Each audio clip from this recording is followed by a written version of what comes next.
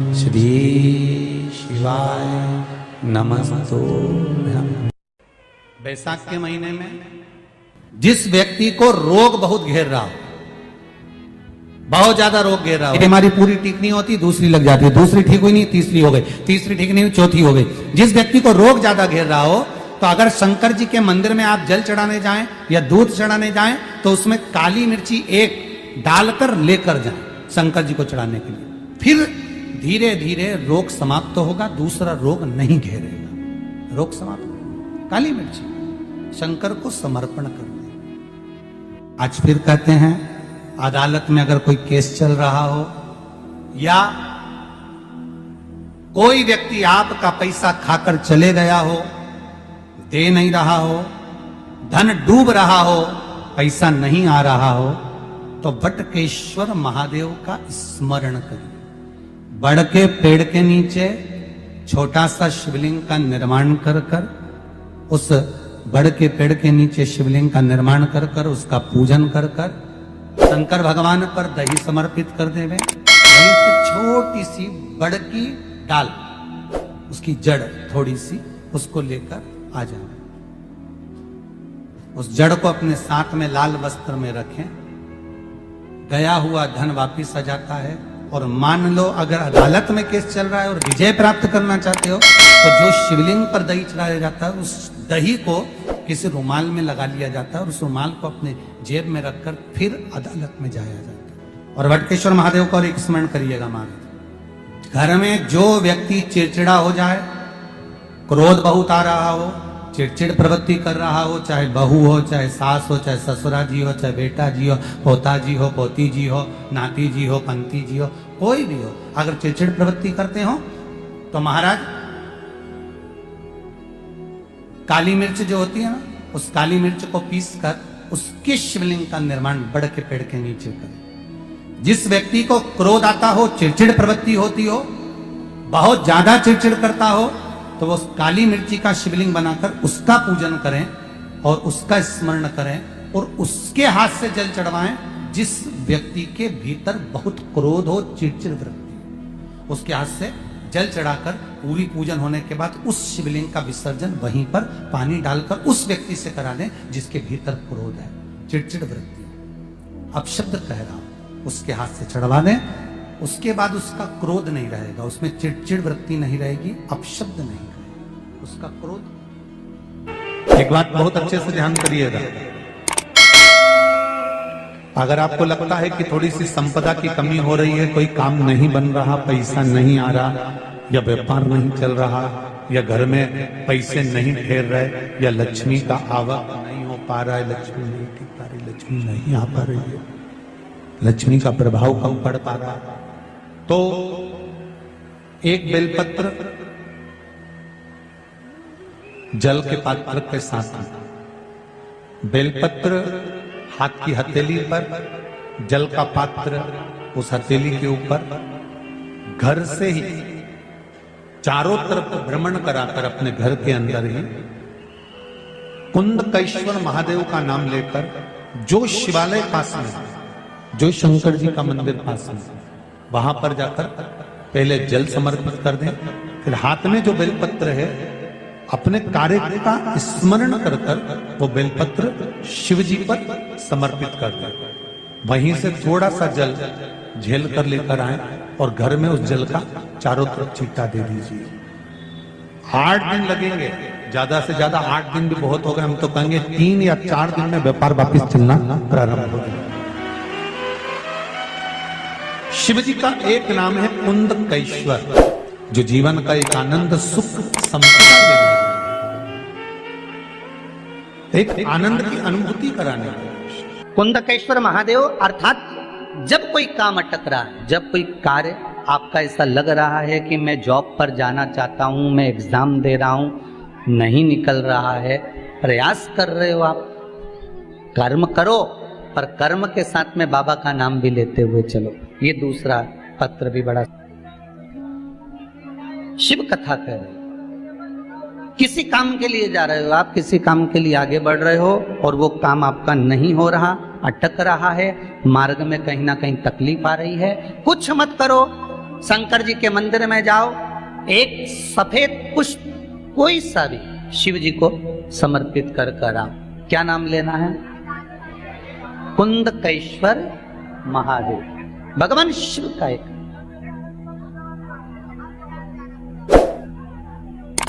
कुंदकेश्वर।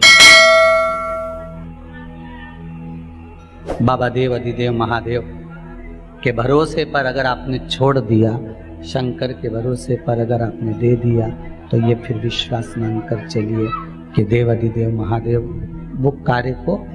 मेरा शिव कहता है मैं कहीं तुझे हाथ जोड़ने ही नहीं देता, एक बार तू मेरे पास तो आकर जोड़ता। और मेरे पास आकर हाथ जोड़ने की भी जरूरत नहीं है, मेरे पास आकर तो केवल दिल जोड़, ये मन जोड़, ये चित्त जोड़, ये वृत्ति जोड़, ये मन को मेरे में लगा कर देख। एक बार तू मेरा होकर तो देख, एक बार दिल से कह तो सही कि शंकर मेरा और मैं शंकर का। एक बात बहुत ध्यान लगाकर सुनिएगा।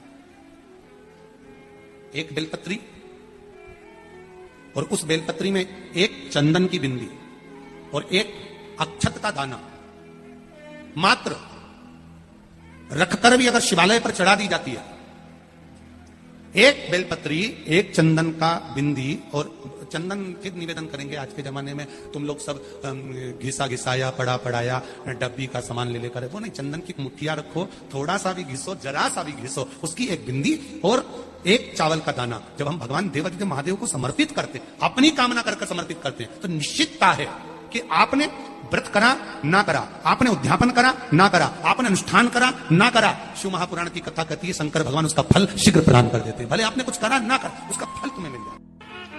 शुगर वाले जीव जिनकी शुगर ऊंची नीची हो रही हो, ज्यादा शुगर की परेशानी आ रही हो और इंजेक्शन लेना पड़ रहा हो, उनके लिए निवेदन है काली तिल्ली कल के लिए है ये खास तौर से, बाकी के शुगर के लिए तो उपाय और बाद में बता देंगे, पर कल के लिए जो करना चाह रहे हैं जिनकी शुगर लेवल में नहीं आ रही, काली तिल्ली शंकर भगवान के शिवलिंग पर समर्पित कर दो और उस काली तिल्ली को जब शिव जी पर चढ़ाएं तो महाराज हाटकेश्वर महादेव का नाम लेना है। कौन से महादेव? हाटकेश्वर महादेव का नाम लेना है और शंकर भगवान पर काली तिल्ली चढ़ाते जाना है। उसमें कंकर नहीं हो, सफेद तिल्ली का एक भी दाना नहीं हो, इसका ध्यान रखिए।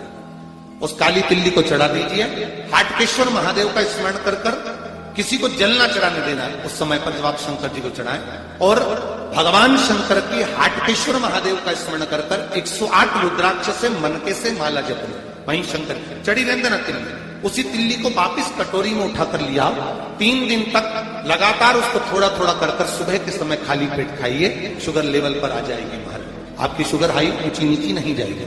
हाटकेश्वर महादेव का स्मरण। बैसाख के महीने में एक पकवान बनता है शंकर जी का। शिव जी के हाथ में त्रिशूल है, शिव जी के 3 नेत्र हैं, बेलपत्री में भी 3, बोलते जाओ, पत्ती है।